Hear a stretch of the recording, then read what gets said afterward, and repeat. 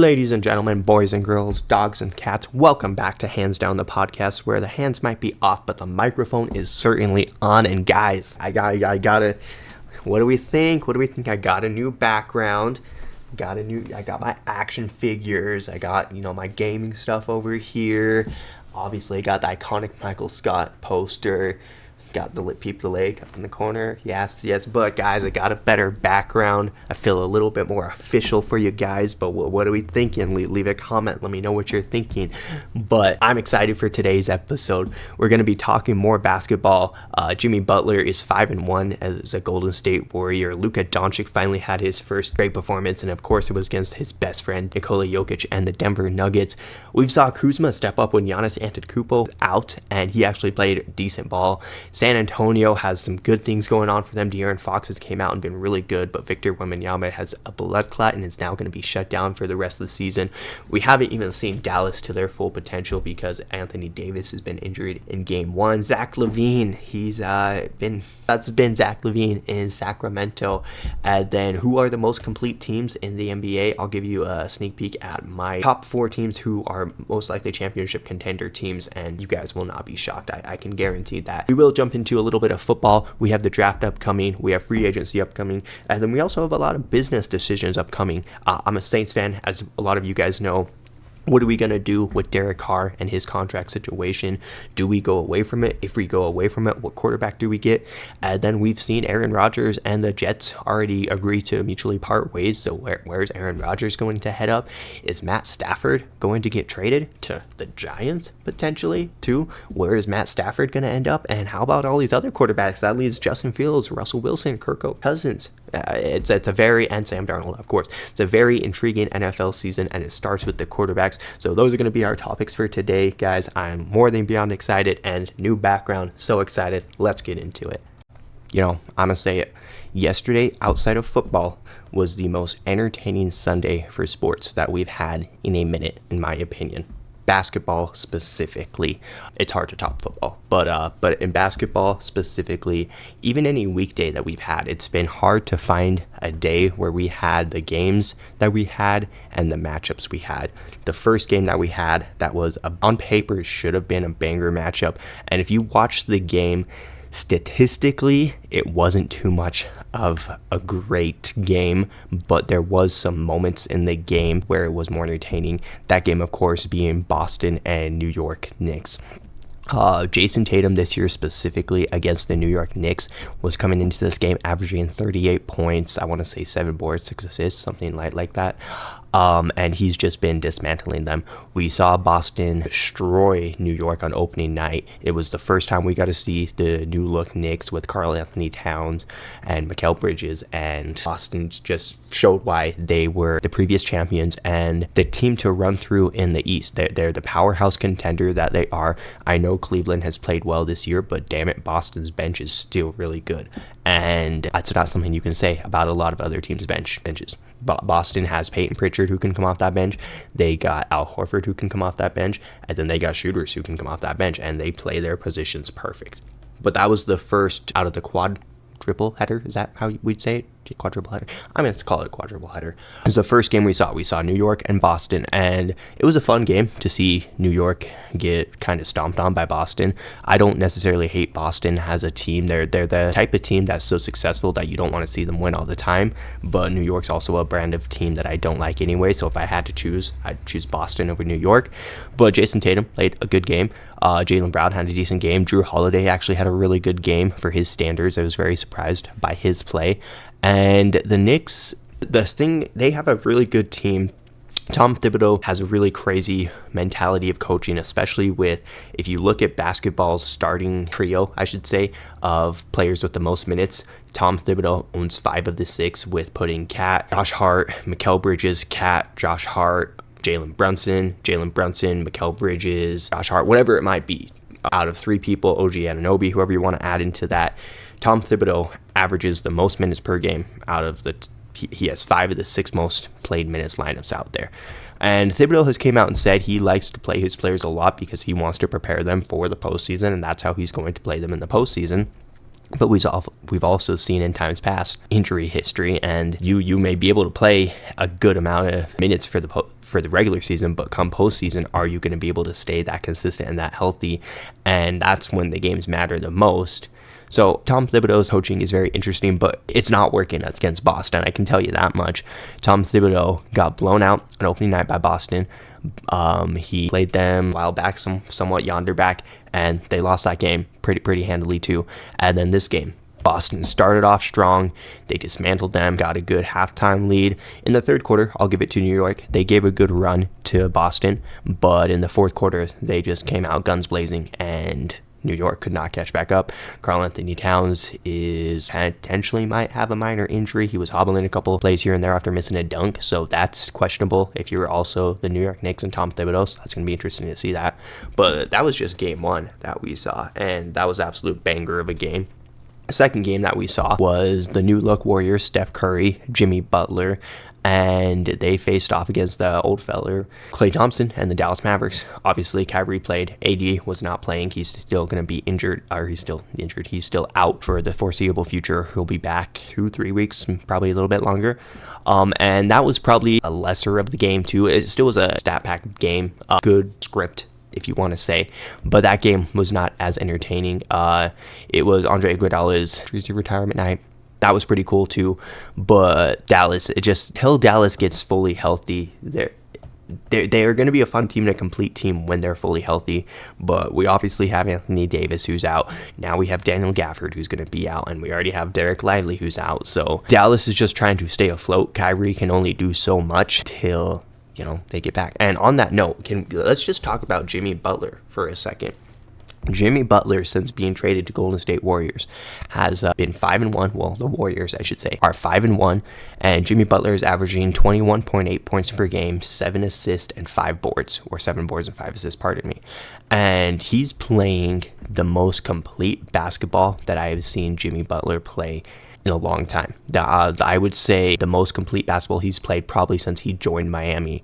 And it fits perfectly in with Steph Curry, because Steph Curry is still going to obviously be your number one option.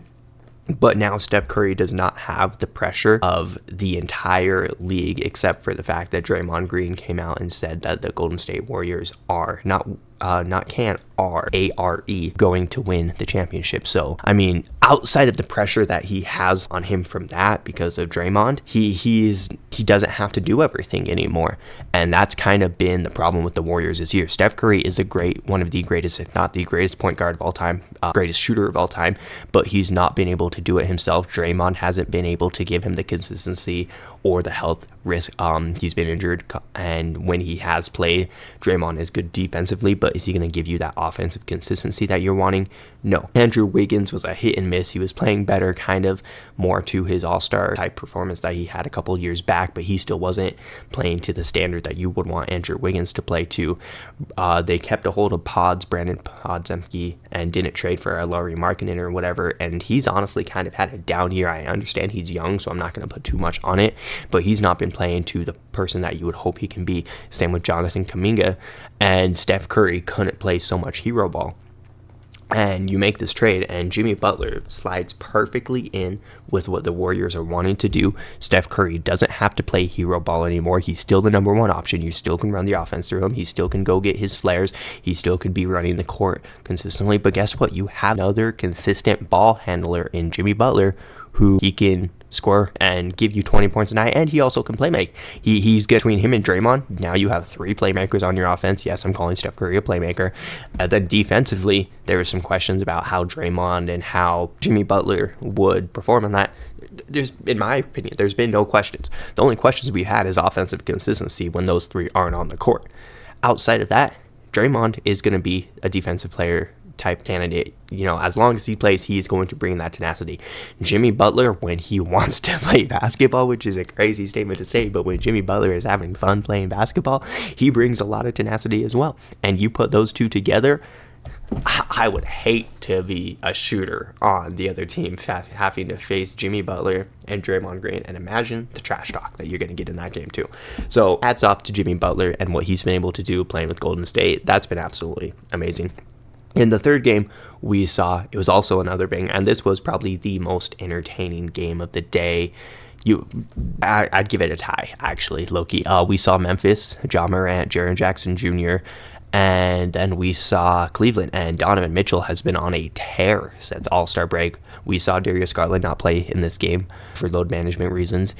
And G. Mitch has, I want to say in his last 3-4 games, it's literally averaged like between, I want to say like 28 points per game. He's been going off. He's just been carrying Cleveland. Cleveland owns the best record in all of basketball, and Donovan Mitchell is a big reason why. Then Cleveland has shored up their team now with getting the trade of DeAndre Hunter. DeAndre Hunter has solidified Cleveland as one of the most complete teams in all of basketball. And the cool thing with that is Cleveland still has enough depth where you can slide DeAndre Hunter in that starting lineup and you can play him there, and you can have one of the most complete starting lineups with a Darius Garland, Donovan Mitchell, DeAndre Hunter, Evan Mobley, and Jared Allen starting lineup. Or you can have come off the bench, which he was doing in Atlanta, and he probably would win 6 Man of the Year if he continues to do that, and you can throw an Isaac Okoro in there. But if you don't hate it, because Ty Jerome has been that guy off the bench. Max Strus been that guy off the bench.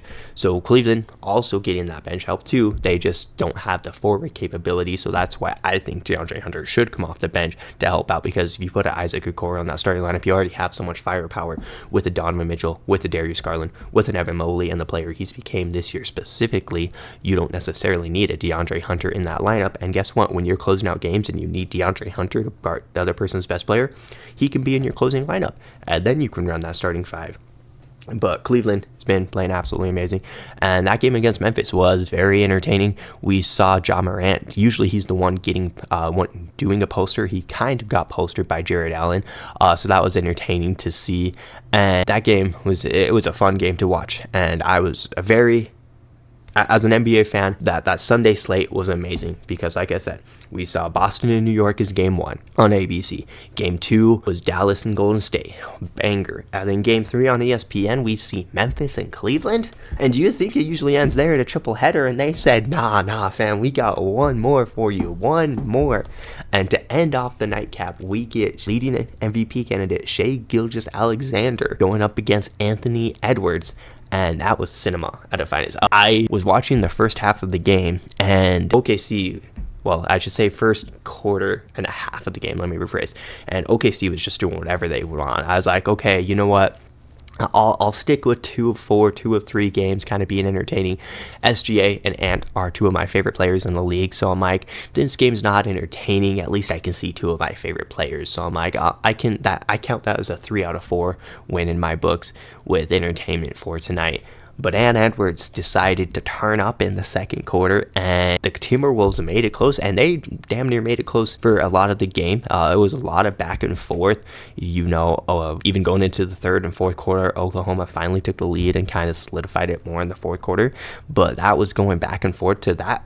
Arguably could have been the most entertaining game of the night, and I just applaud the NBA because, last week we had a horrible All-Star week, dog shit performance all around, I'm just gonna say it, but at least they treated us with this marquee matchup of these 4 teams, and good matchups. We had Jason Tatum versus Jalen Brunson, Karl Anthony Towns, great matchup. You have Steph Curry and then Klay Thompson, him coming back, Kyrie, great matchup. Obviously it would have been different if AD was there, but nobody can predict injuries in the schedule, okay?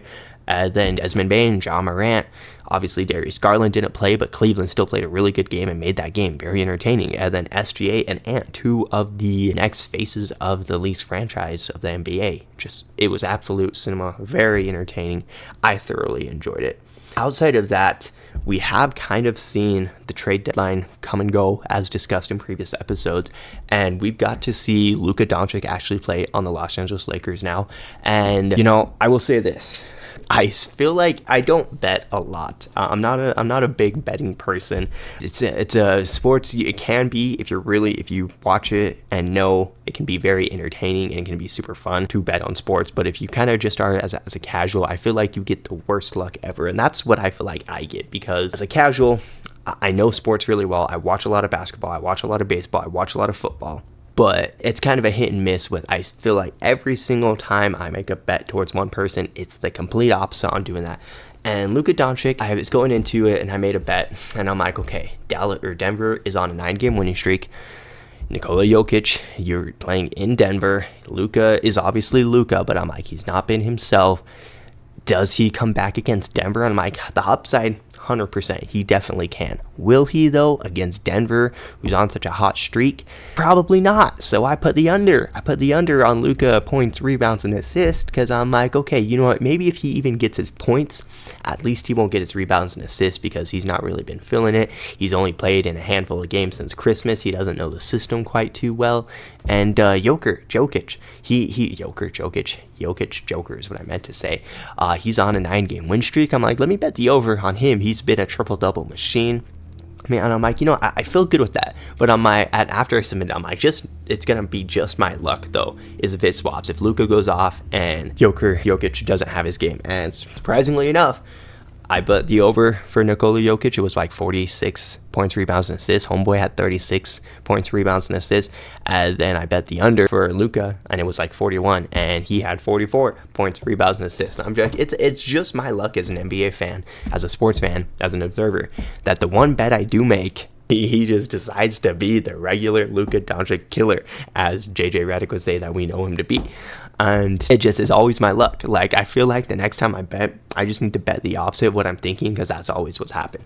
But sorry, that was a little quick rant about betting. Bet responsibly, guys. But Luka, he played a couple games. He played against Utah, obviously, in his game back, and he looked okay considering his conditioning, considering he hadn't played since Christmas Day and all that. And then he played another game not back to back, but another game against Utah, and he didn't look like himself. He had defensive questions. His playmaking wasn't there, and I gave him the benefit of the doubt, and I still will give him the benefit of the doubt because he's learning a new system. And guess what? That was his second game in 50 days. So, it's okay. He's not going to come in and be that guy. But then you play against Charlotte, and Mark Williams, well, I shouldn't say Mark Williams. I mean, he got his revenge, but LaMelo Ball and the Charlotte Hornets, they personally were attacking Luka because they liked that matchup, and Luka was a defensive liability, and he almost pretty much, you can say, cost them that game because the Lakers lost to the Charlotte Hornets, and Luka Doncic was attacked all night, and Charlotte walked all over him and got whatever they want, including the W. So then I was beginning to ask myself, okay, I'm obviously not going to say Nico Harrison was right in this scenario, but damn, Luka hasn't looked good. Still giving him the benefit of the doubt to wait till, because we know Luka just needs to transition. And I don't think this one game is going to justify everything. Yes, you played a really good Denver team. Yes, you played a team who was on a 9-game winning streak. And yes, you played a team who has a MVP frontrunner. However, call me crazy for saying this. It's just one game. Are the Lakers going in the right direction? Yes. Do I think Luka is still going to have more problems, though? Also, yes. It was great to see Luka have a Luka-type performance, but I also think it's going to take Luka a little bit longer to mesh in with this. I am excited to see what the Lakers and Luka obviously can do, but it's a one-game sample size for a good game. Let's give it a little bit more good games to see if Luka Doncic is that Luka Doncic that we know him to be.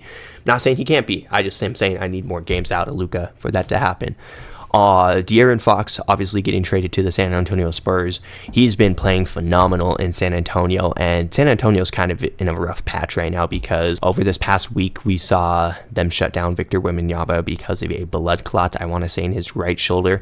And first off, get well soon, Wemby. We saw that end Chris Bosh's career. That is, blood clots are no joke. That is not good for Wemby. I hope he can come back healthy. The Spurs say they're optimistic for him to come back healthy by the start of next season. And if you're the Spurs, you're kind of glad that you went out and got a De'Aaron Fox now so someone can kind of run that offense and someone can be that player on that team for you specifically. And if you're De'Aaron Fox, it's not too bad of a situation because he still is balling out with the Spurs. He's been averaging, I want to say, about 6.5 assists, 22 points per game. He's been that guy. He's kind of found his joy for basketball again. Not saying he didn't have it in Sacramento, but he just didn't have the fundamental play style that he wanted to play with there. And if you're San Antonio, like I said, obviously your focus is Wemby. You want to get Wemby better. And now Coach, you want to get Coach better too because he had a stroke earlier. He's probably not going to coach for the rest of the season. So you're wondering on that. But as far as the season goes, yes, you have De'Aaron Fox. But we're talking about a wild, wild west. That includes Oklahoma. That includes LA if they can play well with Luka. That includes Denver. That includes a bunch of the Clippers. I'm not saying the Clippers are contenders, but it's very wild west to where do you think San Antonio can compete? I don't know if they can compete with a OKC or with a Denver at the end of the day, or even with a Houston or Memphis. Low-key, Houston and Memphis, I know are younger teams, but they have been playing really good. I don't know if that's someone you can compete with at the end of the day. So maybe where you have Wemby out for the rest of the season, you focus on, you let De'Aaron Fox play ball. He does him. If he gets you some wins, he gets you some wins. Great. But you get your draft pick this year. You get, I believe, Atlanta's draft pick. And now you have 2 picks, lottery protected potentially, and you can either trade those picks for another star coming into next year, or you can or use those picks for depth and come into next year even healthier with Wemby. That's what I think we should do in that sense, but it'll be interesting. Get well soon. Wemby is all I got, but De'Aaron Fox has been an animal on San Antonio. That's been very entertaining to watch. As for his counterpart who got traded, I shouldn't say counterpart, but Zach LaVine. Zach LaVine's been decent. When someone's averaging 20 points per game, I can't say you're playing bad, and you're but he just, the fit, it doesn't look right. Something I had a concern about, the spacing, because obviously we've already seen that spacing with him and DeMar DeRozan before, and it's just not fun and entertaining to watch Sacramento Kings basketball, because Malik Monk should not be a point guard. Zach LaVine, you got 3 guards essentially on the court now when you run Malik Monk, Zach LaVine, and DeMar DeRozan. And it's just the Kings are, I get it, you had Fox, you want to try to stay competitive in a Wild West, but I don't know if that was the right trade. He's getting better. I think it's kind of a similar thing to Luka. Maybe he needs to flow into it. Obviously, this is a new organization. It's going to take time to mesh in there, but I'll be honest, I'm not liking this trade as much for Sacramento. And if you're Chicago, I mean, at least you traded Zach LaVine away, right? And then the last domino that we haven't really seen play much because of his injury, and when he played his very first game, he was absolutely amazing, but it is Anthony Davis and the Dallas Mavericks. I think when that team is healthy, they are going to be they could be a contender. I will say it. They could be a complete team. They are going to be nasty. You have Kyrie, you have AD, you have Klay Thompson as a shooter. Maybe you plug in PJ Washington in that starting lineup. I don't know how you're going to finagle that. Obviously, you're going to have a Daniel Gafford or a Derek Lively. That is going to be an entertaining team, but it's just interesting to see how you run that.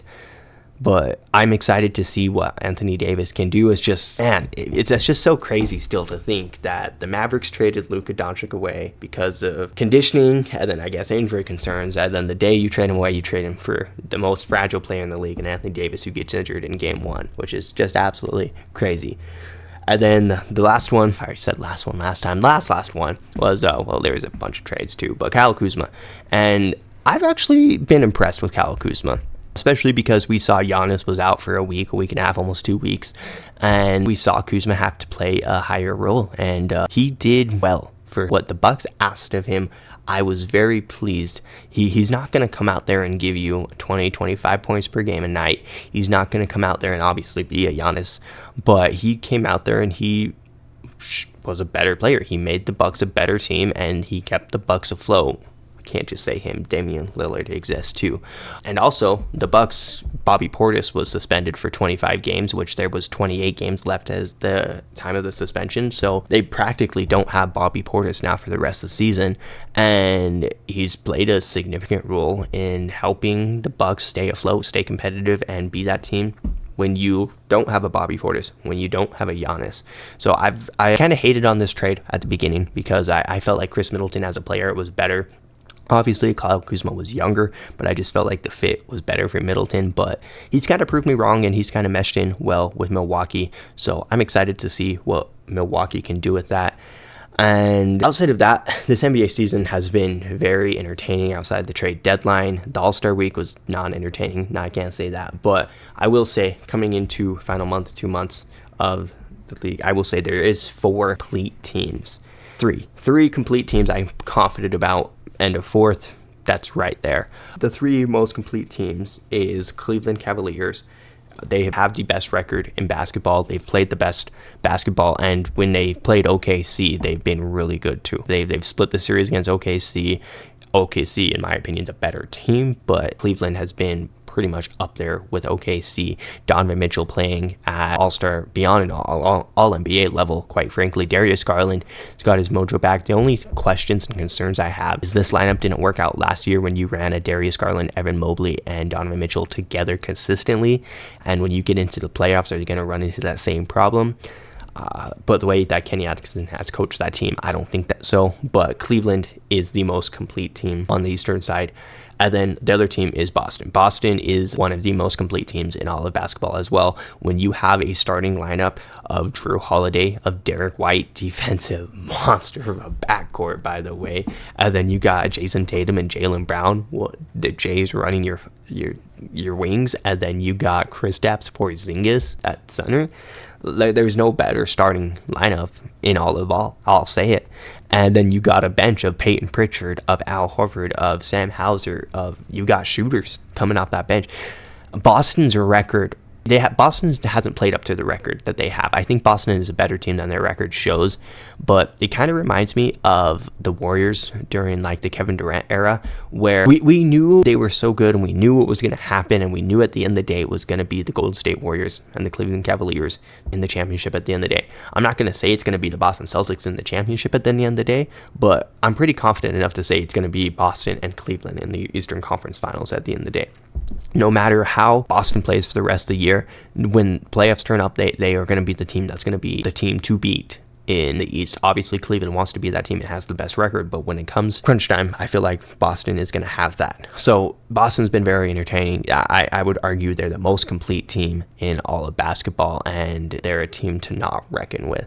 And then the last team I'd have as a confident, top-tier contender team is the Oklahoma City Thunder. And what's crazy about the Oklahoma City Thunder is we haven't even seen them to their full potential. We barely seen their full potential because we have obviously seen MVP Shai Gilgeous-Alexander go crazy. We haven't seen a full healthy Alex Caruso. He's been battling with injuries. He's been back in the lineup recently. We haven't seen a full healthy Chet Holmgren. He's been battling with injuries. He's back in the lineup now. We haven't seen a full healthy Isaiah Hartenstein. He's battling with injuries. He's healthy now.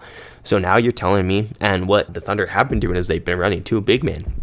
So you're telling me we can run Shai at the point, we can run J-Dub at the 3, you can put in your 2, whoever you want, whether that's Case and Wallace, whether that's Caruso, you can kind of finagle, whatever you want with that. Put J-Dub at the 3, and then you put Chet Holmgren and Ihart at the 4 and 5.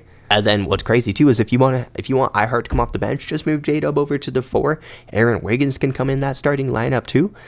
The Thunder can move around, and they play fundamental complete basketball. They have one of the top offenses in the league, and I think they have the top defense in the league because they're moving. Their pass perception is 2K, literally. Like they are crazy with the amount of just they get so many touches on everything. Their defensive consistency is high. They're getting a lot of turnovers, and it's fun to watch OKC play basketball on both sides of it. Yes, you can say Shai is a free throw line merchant. If it kind of reminds me of the James Harden season, back in 2016-17. If you're so good at it, if nobody can stop you, then you got to exploit what you can. And that was kind of what Harden's thing. You couldn't stop his step back jumper. Then if you could stop that, he was going to attack you, and at that time you're just going to foul him. If he's so good at something, why not take a shot that you're so invested in that you know you can make and settle for something less? It doesn't make sense. So those are my 3 teams that I think are the most complete and the championship contender right now in Oklahoma, in Boston, and in Cleveland. Sneaky team on the outside looking in is Denver. Denver has finally been looking better. They've kind of found the way of basketball again. Obviously, they have Nikola Jokic, an MVP candidate. Whenever you have him on your team, you're going to be a competitive roster. But they started out this year rather slow. Michael Porter Jr. was on the trade block. He wasn't really shooting the ball well. Jamal Murray was really kind of a disappointment at the beginning of the year. And now Jamal Murray's been playing a lot better. Michael Porter Jr. has been playing better. Aaron Gordon's been playing better. Christian Brown's been playing better. And obviously, Joker is Joker. Yes, I'm going to keep calling him Joker. I said it. It's whatever. And they're kind of similar to like the Boston I mentioned or Golden State a couple years ago, they're not a force to be reckoned with in the postseason, because that's when they're going to play their damage. That's when they, obviously the stakes are the highest, and that's when they know kind of the tenacity that they need to play with. But I'm beyond excited for the rest of the NBA season. Tomorrow night, I'm going to definitely be tuning in, as it's Luka Doncic's return to Dallas. That's going to be an entertaining game. I do wish Anthony Davis was going to be playing there, but he's not been. But we have seen most of these guys most of the notable names, let me rephrase, who've been traded, play pretty big roles in their new teams. And then we've seen 3, almost 4 very complete teams. I'm excited to see how the NBA rest of the season will pan out and what is going to happen. With the NFL's offseason around the corner, we have free agency upcoming here soon. We're going to see what a lot of teams do with their players, specifically the New Orleans Saints. They are in cap hell right now. What are we going to do with Derek Carr? We've already heard that the Jets are going to release Aaron Rodgers. The Pittsburgh Steelers have seemed to be interested in there. And then we've heard Matthew Stafford be in trade talks potentially to New York for that 3rd pick. So this offseason is going to be, I think, exhilarating. And it's a very interesting offseason because there's a lot of quarterbacks who could be on the move, which at the beginning of this offseason, there wasn't much to it. We thought of potentially maybe an Aaron Rodgers. We thought, obviously, Kirk Cousins with Michael Penix Jr. coming in to replace him. And then outside of that, we're like, okay, Sam Darnold is going to get a bag. And outside of that, kind of a couple mid-namers. And then we have the draft, which the draft doesn't have a lot of people. We got as the top prospects a Cam Ward and a Shedeur Sanders. And then outside of that, maybe it's a Jalen Milroe. Do you take a reach on kind of another quarterback that's had a decent college career, but there's not been like that's our guy type of guy. And I am beyond excited for what's going to happen in this NFL. And I just wanted to come to you guys and kind of let you know my predictions for all these quarterbacks and the drafts and kind of the decisions that some of these teams are going to make, because we went from having nobody to a very slim quarterback class to not too much on the move to Aaron Rodgers is going to get released. Like I said, Matthew Stafford is going to get traded, most likely. The Rams are exploring trade options there. What is Cleveland going to do? Are they going to draft a quarterback? Are they going to sign a quarterback? What are they going to do with Myles Garrett, who's requested a trade out? We see Tennessee, who got a new GM. Are they going to give Will Levis another shot, or are they going to draft Cam Ward with the 1st overall pick? We see the Giants. Do the Giants pull the trigger on that Matt Stafford trade, or do the Rams explore elsewhere? And then there's my team, the New Orleans Saints, who we have Derek Carr on our team. Do we bring him back and say run it back for another year and have what you would hope is a mid-season where you can get a higher draft pick? Or do we go out? Do we make a draft? Do we draft maybe a Jalen Milroe later in the draft? Do we go out and get a veteran quarterback, depending on if we do decide to cut ways with Derek Carr? Who knows? That's the excitement of the NFL. I will say this. Aaron Rodgers is going to be the first topic quarterback I address today.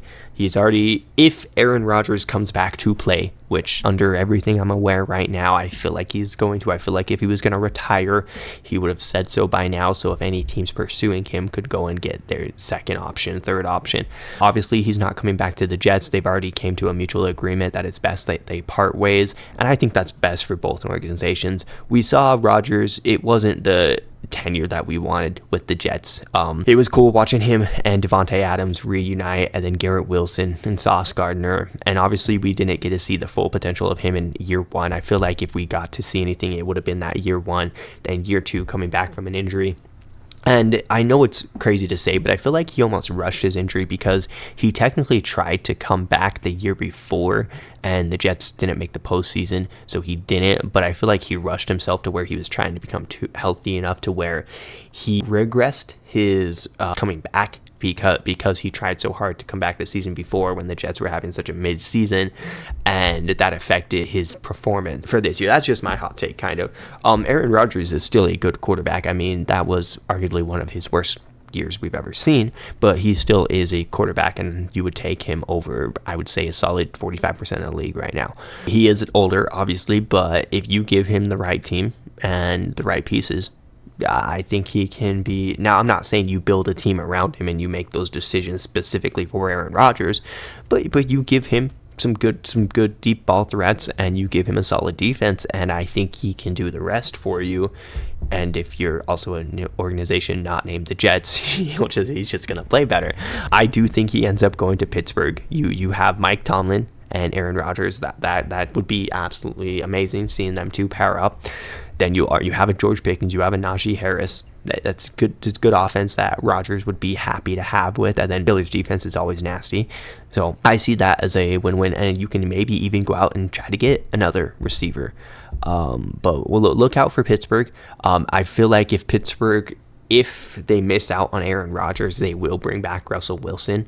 But if they end up getting Aaron Rodgers, I feel like Russell Wilson and Justin Fields are both on the move. But if they miss out on Aaron Rodgers, I feel like Russell Wilson would go there. As for Russell Wilson, I see if he doesn't go back to Pittsburgh and if Pittsburgh gets Aaron Rodgers, he'll go there. If not, I see two teams.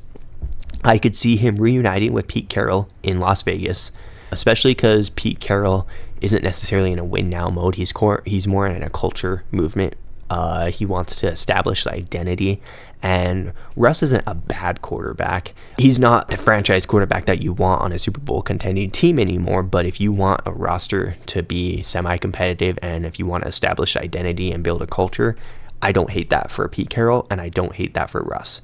I could see him going to the Raiders for a 1-year, 2-year deal, or I could see him going to the Saints. The Saints is a team he was actually interested in when he was seeking a trade. Technically, I don't know if he seeked the trade or his agent or the Seahawks seek the trade, but that was Saints, the Bears were two teams that he was interested in about 2-3 years ago when he was on the trade market and then end up getting shipped over to Denver. But that's a team that he was interested in. If they cut Derek Carr, they have some connections there. They could make that work. And again, I don't love it as a Saints fan. It would cool to it's kind of just an identity move, a 1-year rental, a 2-year rental until we can go and get a quarterback of our future. But I also think Russell Wilson's at that point of his career where he's just needs to kind of go out and ball out. He's not going to go and lead a team to a Super Bowl or anything like that. Hopefully prove me wrong. Go to the Saints and do it though. So those are the two teams I could see a Russell Wilson going to. Justin Fields is an interesting one because personally, if I'm the Steelers, I would rather bring back Justin Fields over Russell Wilson or over Aaron Rodgers, but this is the Steelers we're talking about. They have that slider in 2K where it says youth to old. They have that on 85 from old to youth. So it's just not something they're going to do. And plus they decided to go with Russ over Justin Fields even when he was 4-2 and was playing arguably one of his best seasons in football. I have the Jets. I have the Jets getting and taking Justin Fields. I feel like that's something Aaron Glenn could do. I feel like he could mesh him into a decent player and kind of give him a 1-year prove-it deal. If he does, great. You pay him his bag. If not, okay, you tried it. There's a lot of upside there. A sneaky team I could see him going to, depending on if the Rams make any trades, is I don't like a Cam Ward or I don't like a Shedeur Sanders with the Los Angeles Rams. So I feel like if the Rams do trade Matt Stafford, you get that 3rd pick and then you take a positional value, non-quarterback, and then you could go sign a Justin Fields. I could see Justin Fields doing really well in Sean McVay's offense. I know that's a weird signing. I know it's crazy to say, but I could see that. And a sneaky team, and you guys got to realize I'm a Saints fan. I'm a little biased, okay? And no, not every quarterback do I have coming to the Saints, but I'm a little biased. Justin Fields also had interest in the Saints last year when he was on the trade market, so I could potentially maybe see that, but that's kind of as a last resort, so I won't really get too much into that. As for my team right now, the New Orleans Saints, what they're going to do with their roster, Kellen Moore has to figure a lot out, and I think it starts with cutting Derek Carr. I do not think we should bring Derek Carr back. We've kind of given him 2 years. 1 year, it wasn't good. We gave him another year to prove it kind of deal, and I understand he had injuries. We didn't have a healthy Chris Olave. We didn't have a healthy Rashid Shaheed, and heck, he was injured too. But he started the year off really good, but then was booty cheeks, and I don't know if I want to deal with booty cheeks again. It's interesting. I don't hate Derek Carr. He's just a used car, and I'd rather go on from somebody else. If they bring him back, I'm not going to be mad. Obviously, I'm going to like whatever roster we have, but I think with his cap hit that he has, with the potential he brings, is more downside than upside. I think we cut him, and if he gets cut, I I have no clue what team would want to take Derek Carr, honestly. Maybe you could see him going to Cleveland. If Cleveland misses out on a prediction I will tell you later, you could maybe go to Cleveland, be a rental there until Deshaun Watson comes back, if that's the direction Cleveland wants to go. And potentially if Cleveland misses out on, not Cleveland, sorry, if the Jets miss out on Justin Fields, maybe you go out and get a Derek Carr. I don't know Derek Carr value or his market. He could even be a backup for all as I know. So maybe he does come back for the Saints, because I don't necessarily see where I would start him. But as a franchise, I don't want Derek Carr as my quarterback. Sam Darnold is the biggest name out there in NFL free agency quarterback wise this year, and I would love to see him come back to Minnesota. I don't think he's going to come back to Minnesota because you already invested so much in J.J. McCarthy, and I think Sam Darnold is going to get too big of a payday where you can't necessarily bring him back. So I see if the Raiders don't get Wilson, which the Raiders, Wilson shouldn't be their first option. I think Sam Darnold should be their first option. They should go out, they should give the bag to Sam Darnold, have him come, and he can kind of be both. He can help build your culture, establish an identity, and then also be that quarterback of the future. I think the Raiders should go balls in for him, and if you get him, great. If not, you miss out on him, then maybe you go get Russell Wilson. But if I'm the Raiders, I'm getting Sam Darnold, and I'm giving him the bag. The Giants are an interesting one, because I actually really like the trade for Matthew Stafford. I think that would be a win now move. Brian Daboll definitely needs that. He had one really good year as the coach, and then he's been cheeks since. So he kind of has to prove it, or else he's going to get canned at the end of this year. And I don't think a Shedeur Sanders or a Cam Ward is instantly going to come in and make you better, but a Matthew Stafford definitely does. The only thing I have against it is the capital that the Rams want back. Is Stafford worth the 3rd overall pick? Probably, but they're going to ask for more than the 3rd overall pick, and do you want to invest so much of your future for a 1-2 year rental? I mean, if it does what the Rams did a couple years ago and it brings you a Super Bowl right away, yes, that's worth it, but the Giants roster is in nowhere, shape, or form to give you that. So I see them. I say you shoot your shot and you try to make a trade for Matt Stafford, and if not, maybe you draft the upside of Shedeur Sanders. Then if you miss out on that, you go get a Danny Dimes. Actually, no, you don't bring Danny Dimes back. You go get a Jameis Winston. Maybe that's where you go get a Derek Carr. But the Giants, their organization, both New York organizations, are in a very interesting pickle, and it's going to be interesting to see what they do with that. I like the coaching staffs of both organizations, but just the roster and everything else is very interesting. If you're the Cleveland Browns, you have so much tied up in Deshaun Watson, because you guaranteed him, and you fully guaranteed him, his contract of $230 million, and now he's going to be out for most of next season, and you have a high draft pick. Myles Garrett has requested to go out. Denzel Ward is probably going to be the next spin out with his contract. Do you get Denzel Ward's replacement, and do you draft Travis Hunter, and do you get a rental quarterback? Do you bring back a Jameis Winston and then hope that Deshaun Watson can play healthy and good football when he comes back? But we've also seen Deshaun Watson when he's came back, and he's not been good. He's not been the Deshaun Watson that was on the Texans. So I don't know if that's what you want to put all your eggs in your basket in as an organization. If I'm the Browns, I think that's what they do. I think they give because you're paying Deshaun Watson so much money, you have to at least see it through. You go get a rental. You go get Kirk Cousins on a 1-year deal. Give Kirk a prove-it deal. Let Kirk go come play with Cleveland. That's going to give you a competitive enough team to be decent this year, and then it allows you to figure out what you want to do with Deshaun in the future. And then if you're Kirk Cousins, I mean, you're already getting paid the bag from the Falcons, but you can build your value up and hope to maybe get another good contract if you're chasing the bag again. If Kirko doesn't go to Cleveland, I could see him also going to New York. Those are kind of the two franchises I could see Kirko going to. If I'm the Tennessee Titans, it's so interesting because previously they came out and they said they want to run with Will Levis one more time and they are going to draft something else, but now they came out and said, oh, just kidding, Will Levis is not our guy. And the upside is there for Will Levis. I don't like Will Levis as a quarterback. We gave him an opportunity multiple times, and he wasn't that guy. College football and NFL football are two different things. You can be good in college football, and you cannot be good in NFL football. And I think you just have to understand that Will Levis was a good college football quarterback, but he was not a good NFL quarterback. On that note, though, I don't love this draft class. Like I said, we got a Jalen Milroe, we have Shedeur Sanders, we have a Cam Ward, and then I forget the guy from Texas, but we have him. Quinn Ewers, that's his name, Quinn Ewers. Obviously, it's going to be Cam Ward or Shedeur Sanders, and if I'm Tennessee, I take Cam Ward. I like his upside a little bit more, but I don't like Cam Ward. He's got a character on him, and I'll give him that. If you're confident in yourself and you got a character, I give you that. But he has got a character that I don't know if as a youngin you want to bring that in. But hey, prove me wrong. Tennessee, they just have too many questions right now that I think you do the most logical thing and you draft Cam Ward, but I don't think that's going to answer your franchise's questions. The Rams are going to be interesting because if you trade Matthew Stafford to the Giants, do you go and get the 3rd overall pick, and do you draft a Shedeur Sanders? Do you go out and get a Justin Fields, or do you go out and maybe you get Kirk Cousins?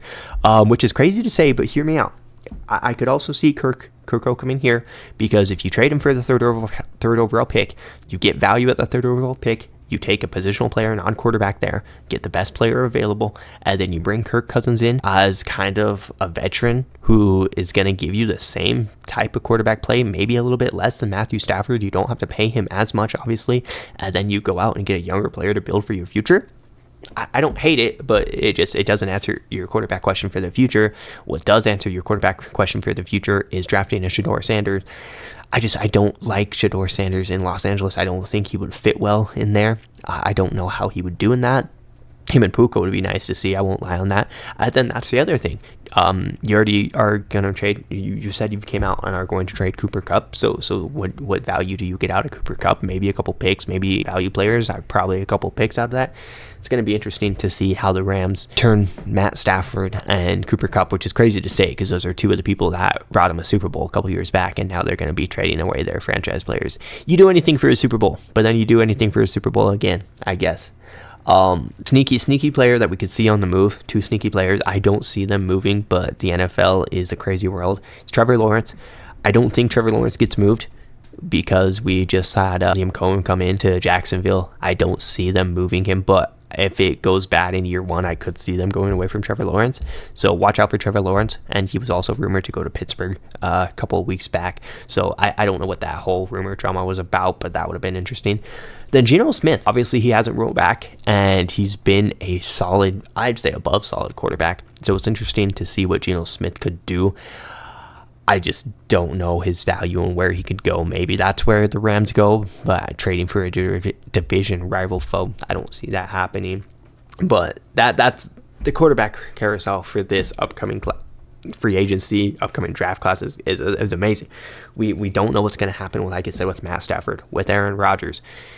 Is Cam Ward going 1? Is Shedeur Sanders going 2? 3? Are they going to get drafted top 5? I mean, Shedeur came out and said he's not going to be in the combine.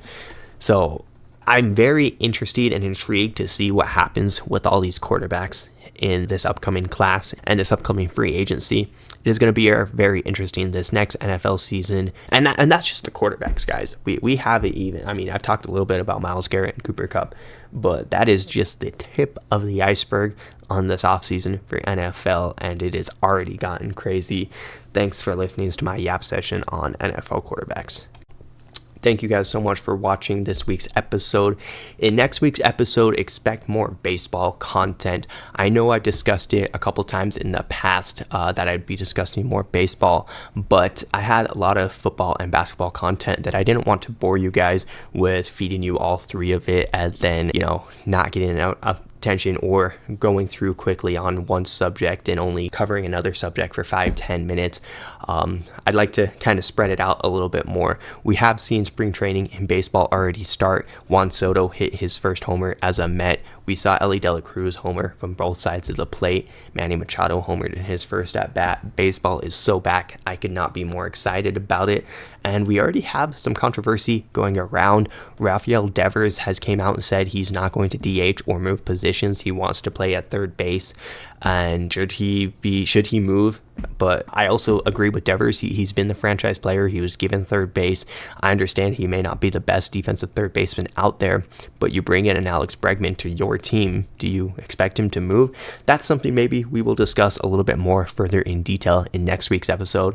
And if you are a New York Yankee, Garrett Cole, Alex Verdugo, you can grow your beard out. And last time Garrett Cole had a beard, he went on a tear. Verdugo, obviously, in Boston. So New York uplifts their ban on facial hair. So get ready to see Aaron Judge mash some homers. But baseball content coming soon. Thank you guys so much for tuning into this episode. Leave a like, follow, comment, drop any you guys would like for me to discuss next time. And I will see you guys later.